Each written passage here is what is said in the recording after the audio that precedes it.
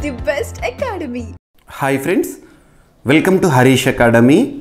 ఈరోజు వార్తలు నిలిచిన జాతీయ, అంతర్జాతీయ, రాష్ట్రీయ అంశాల గురించి, వార్తలు నిలిచిన వ్యక్తులు, అవార్డులు, పుస్తకాలు, మరి క్రీడా సంబంధిత సమాచారం ఒక్కొక్క అంశాన్ని వివరంగా తెలుసుకుందాం.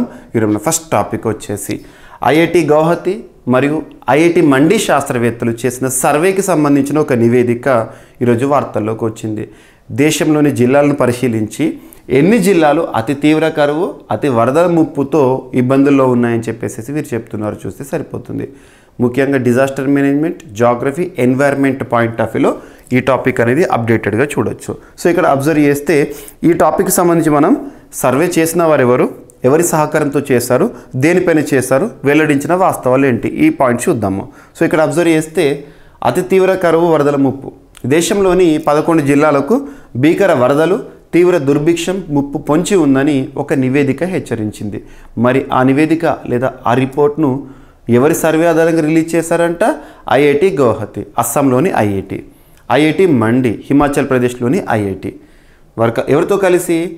Centre for study of science and technology and policy వారి సహకారంతో సర్వే చేశారు. జిల్లా స్థాయి పర్యావరణ మదింపు నివేదికను విడుదల చేశారు. దీని ప్రకారం 51 జిల్లాలకు వరదలకు సంబంధించి అతి తీవ్ర ముప్పు పొంచి ఉండగా 118 జిల్లాలు తీవ్రమైన ముప్పు జాబితాలో ఉన్నాయంట.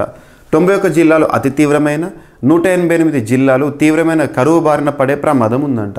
మరీ ముఖ్యంగా బీహార్లోని పట్నా, కేరళలోని అలప్పుజా, ఒడిశాలోని కేంద్రపడ జిల్లాలు సహా 11 జిల్లాలు తీవ్రమైన కరువు, వరదలకు గురయ్యే పరిస్థితులు ఉన్నాయంట ఈ నివేదిక చెప్తోంది. వాతావరణ మార్పులను అందరూ కలిసికట్టుగా ఎదుర్కోవాలనే అంశాన్ని ఈ నివేదిక నొక్కి చెబుతోందని ఐఐటి గౌహతి ప్రొఫెసర్స్ చెప్తున్నారు. గుర్తుంచుకోండి.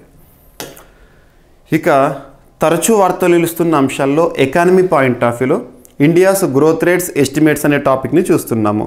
సో ఇక్కడ అబ్జర్వ్ చేస్తే ఈరోజు ఫిక్కీ ప్రస్తుత ఆర్థిక సంవత్సరం 2024 ఏప్రిల్ నుండి మొదలుకొని 2025 మార్చ్ వరకు కదా ఈ ఆర్థిక సంవత్సరం 2024-2025 ఫినాన్షియల్ ఇయర్. సో ఈ ఫినాన్షియల్ ఇయర్లో భారతదేశం యొక్క వృద్ధి రేటు 7% వరకు ఉండొచ్చు అని ఫిక్కీ వారు చేస్తున్న అంచనా. భారత ఎకానమీ 2వ త్రైమాసికంలో 5.4% స్థూల దేశీయోత్పత్తి జీడిపి రేట్ను నమోదు చేసుకోవడాన్ని తాత్కాలిక ధోరణిగా ఫిక్కీ అభివర్ణిస్తోంది. ప్రస్తుత ఆర్థిక సంవత్సరంలో భారతదేశం 6.5% నుంచి 7% అభివృద్ధిని లేదా ఆర్థిక వృద్ధిని సాధిస్తుందని పరిశ్రమ సంఘం అంచనా వేస్తున్నట్లు చెప్పడం జరిగింది. సో ఇక్కడ అబ్జర్వ్ చేస్తే ప్రైవేట్ పెట్టుబడులు పుంజుకుంటున్నాయన్న అభిప్రాయాన్ని వారు చెప్పారు. గుర్తుపెట్టుకోండి. సో ఎగ్జామినేషన్ పాయింట్ ఆఫ్ వ్యూలో ఈ గ్రోత్ రేట్స్ ఎస్టిమేషన్ గురించి ఈరోజు ఫిక్కీ గురించి చూసాము. నిన్న క్లాస్లో S&P global ratings, last RBI గురించి చూసాము, ADB గురించి చూసాము. ఇవన్నీ important. Stats in the economy are not at all static, they are volatile, they are dynamic, always changes. So change ఏవైతే అవుతున్నాయో వాటన్నిటిని మళ్ళీ మనం అప్డేట్ చేసుకోవాలి. సో ఇక్కడ FICCI, federation of Indian chamber of commerce and industry. So FICCI వారు ఎంతగా అంచనా వేస్తున్నారంట? 7% వరకు ఉండొచ్చు, 6.5 నుండి 7 వరకు ఈ ఆర్థిక సంవత్సరంలో అని చెప్పేసి ఎకానమీకి సంబంధించి. నెక్స్ట్ వచ్చేసేసి జనవరి 2024 నుండి నవంబర్ ముగిసిపోయింది కదా, నవంబర్ 30th వరకు భారతదేశంలో యూపీఐ లావాదేవీలు ఎలా ఉన్నాయటంటే 15,547 కోట్ల యూపీఐ అంట. Unified payments interface. భారతదేశంలో మనకు డిజిటల్ ఇన్ఫ్రాస్ట్రక్చర్, డిజిటల్ రెవల్యూషన్ని చూస్తున్నాం. అందులో భాగంగా ఈ ఏడాది జనవరి నుంచి నవంబర్ వరకు 15,547 కోట్ల యూనిఫైడ్ పేమెంట్స్ ఇంటర్ఫేస్ లావాదేవీలు జరిగాయని, వీటి విలువ 223 లక్షల కోట్లుగా రూపాయలుగా నమోదైందని ఆర్థిక మంత్రిత్వ శాఖ నిన్నటి రోజున, శనివారం రోజున వెల్లడించింది. భారత్కు సంబంధించిన డిజిటల్ చెల్లింపుల విప్లవం అంటే డిజిటల్ రివల్యూషన్ ఇతర దేశాలకు కూడా వేగంగా విస్తరిస్తోందని పేర్కొన్నారు. ప్రస్తుతం UAE, Singapore, Bhutan, Nepal, Sri Lanka, France, Mauritius వంటి కీలక మార్కెట్లో యూపీఐ పనిచేస్తుంది. National Payments Corporation of India ద్వారా 2016లో ప్రారంభమైన యూపీఐ దేశానికి సంబంధించిన చెల్లింపుల వ్యవస్థలో విప్లవాత్మక మార్పులను తీసుకువచ్చింది. ఈ వ్యవస్థ ద్వారా ఇబ్బందులు లేకుండా నిధుల బదిలీ, వ్యాపారాలకు చెల్లింపులు జరుగుతున్నాయి. గత నెలలో 1658 కోట్ల యూపీఐ లావాదేవీలు నమోదు కాగా వీటి విలువ 23.49 లక్షల కోట్ల రూపాయలుగా ఉందంట. సో భారత్, మయన్మార్ 2 దేశాల మధ్య సరిహద్దులో కంచెను ఏర్పాటు చేస్తామని చెప్పేసి హోంమంత్రి గారు చాలాసార్లు చేసిన స్టేట్మెంట్ మనం చూసాము. సో దానికి సంబంధించిన పనులు ప్రారంభము. సో ఇంకోటి గుర్తుంచుకోండి, మన భారతదేశానికి సంబంధించి అంతర్జాతీయ సరిహద్దులు పంచుకుంటున్న రాష్ట్రాలు ఏంటి, ఏ దేశంతో ఏ రాష్ట్రాలు సరిహద్దులు పంచుకుంటున్నాయి, అవి ఇంపార్టెంట్. సో ఇక్కడ ఇండియా మయన్మార్ బార్డర్ వార్తల్లోకి వచ్చింది కాబట్టి మయన్మార్తో అంతర్జాతీయ సరిహద్దును పంచుకుంటున్న రాష్ట్రాలు ఏంటి, ఎన్ని, ఆ సరిహద్దు పొడవు ఎంత, ఎగ్జామినేషన్లో అడగవచ్చు. సో ఇక్కడ అబ్జర్వ్ చేస్తే 4 రాష్ట్రాలు పంచుకుంటున్నాయి. సో అరుణాచల్ ప్రదేశ్, నాగాలాండ్, మణిపూర్, మిజోరాం ఇవి మయన్మార్తో సరిహద్దును పంచుకుంటున్న రాష్ట్రాలు, అంతర్జాతీయ సరిహద్దును. మరి భారత్ మయన్మార్ మధ్య సరిహద్దు పొడవు ఎంత అంటే 1643 కిలోమీటర్లు. సో మణిపూర్లో టెంగ్నోపాల్ జిల్లాలోని మోరే పట్టణానికి సమీపంలో భారత్ మయన్మార్ సరిహద్దు కంచె పనులను బార్డర్ రోడ్స్ ఆర్గనైజేషన్ వేగవంతం చేసినట్లు అధికారులు వెల్లడించారు. ఇప్పటికీ 10 కిలోమీటర్ల మేర కంచె వేసినట్లు పేర్కొన్నారు. మన దేశం మయన్మార్తో 1643 కిలోమీటర్ల సరిహద్దును పంచుకుంటుంది. ఇందులో 398 కిలోమీటర్ల మేర మణిపూర్లో ఉంది. ఆయుధాలు, మందుగుండు సామాగ్రి, మాదక ద్రవ్యాల రవాణా విరివిగా జరిగే ఈ 1643 కిలోమీటర్ల సరిహద్దుకు 31,000 కోట్ల రూపాయలతో కంచెను నిర్మిస్తుంది భారత ప్రభుత్వం. So awards, UNESCO, United Nations Educational, Scientific, Cultural organisation.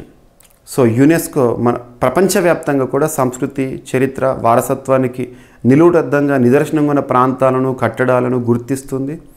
వాటిని రకరకాల జాబితాలో రిలీజ్ చేస్తూ ఉంటుంది. సో ఇక్కడ అవార్డ్స్ని కూడా ప్రకటిస్తూ ఉంటుంది. ఇక్కడ అబ్జర్వ్ చేస్తే యునెస్కో హెరిటేజ్ కన్జర్వేషన్ 2024 అవార్డ్స్కి సంబంధించి UNESCO Asia Pacific awards for cultural heritage conservation 2024లో భాగంగా awards of distinction, award of మెరిట్కు భారత్లోని 2 ప్రాంతాలు ఎంపికైనట్లు యునెస్కో ప్రకటించింది.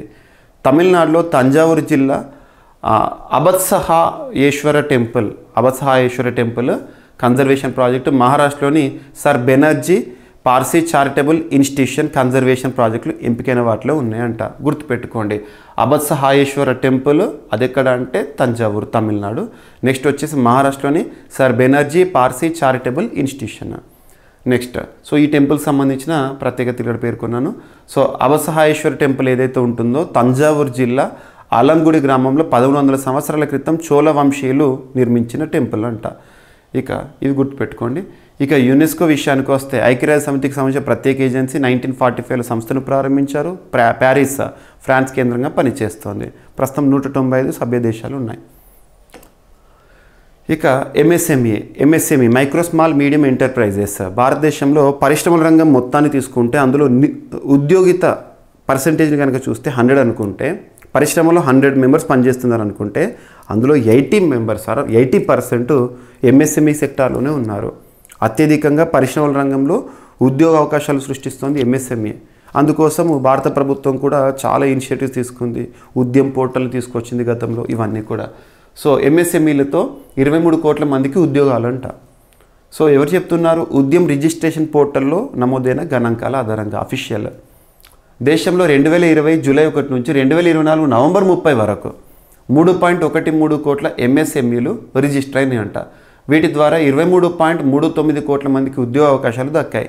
2 కోట్లకు పైగా ఉద్యోగ అవకాశాలు వచ్చిన రాష్ట్రాలు మహారాష్ట్ర, తమిళనాడు, ఉత్తరప్రదేశ్. 1 కోటి మందికి పైగా ఉద్యోగ అవకాశాలు దక్కిన రాష్ట్రాలు 8.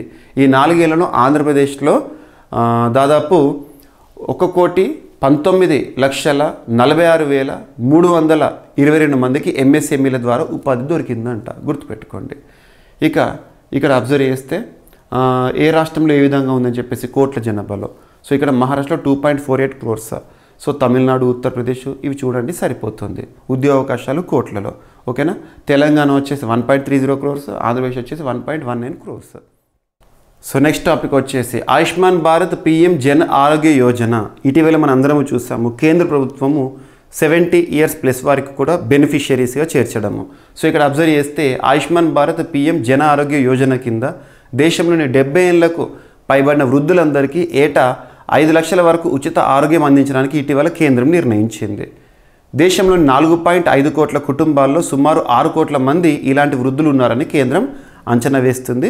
సో ఇక్కడ కేంద్ర ఆరోగ్య కుటుంబ సంక్షేమ శాఖ వారి అఫీషియల్ స్టాట్స్ని అబ్జర్వ్ చేస్తే 70 ఏళ్ళు పైబడిన వృద్ధులు ఏ రాష్ట్రంలో ఏ విధంగా ఉన్నారని చెప్పేసి ఉత్తరప్రదేశ్లో 89.06 లక్షలు.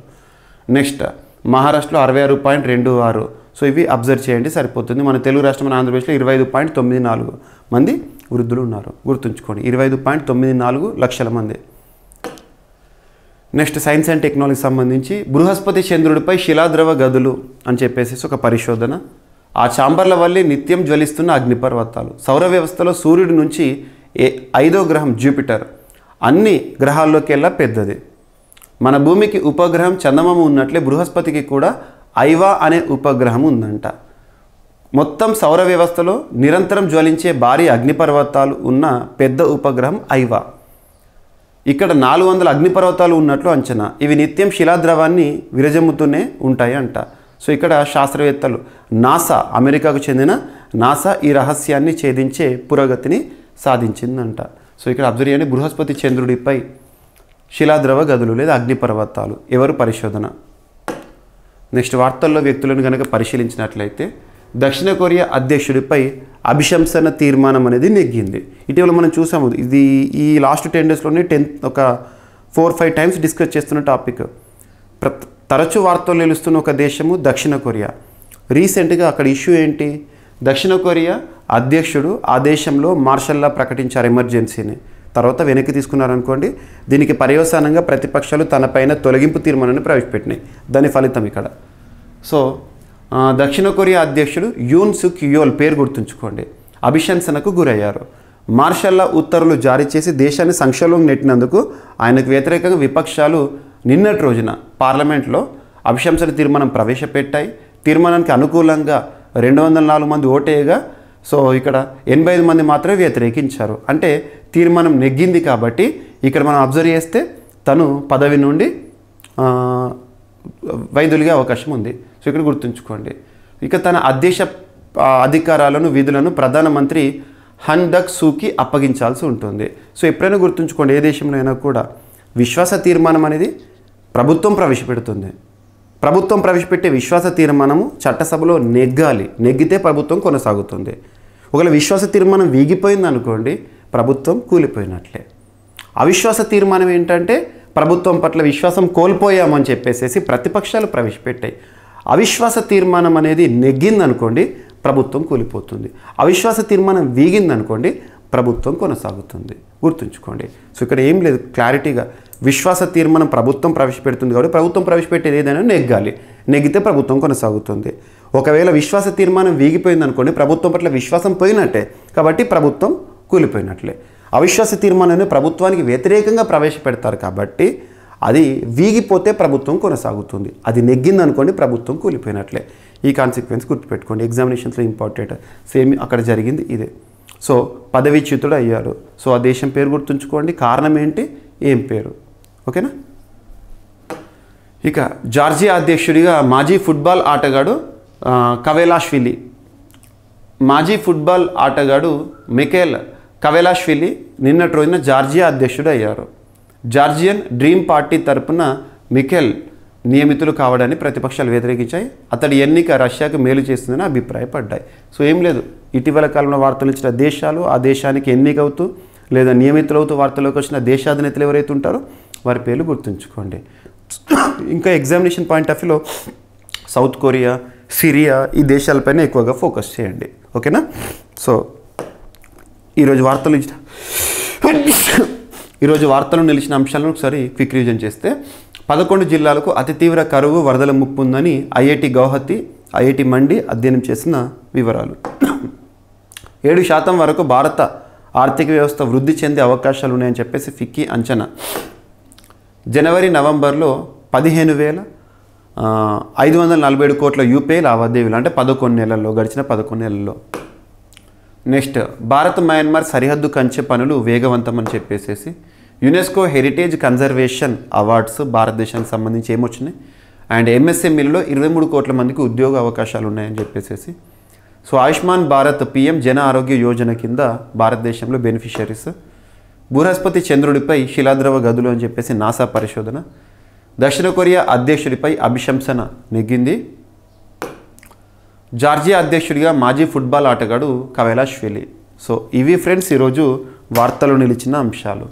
మిస్లేనియస్ అంశాలను మిగిలిపోతే రేపటి క్లాస్లో జోడించి మరొకసారి నేర్చుకుందాం. రేపు కలుద్దాం. Thank you.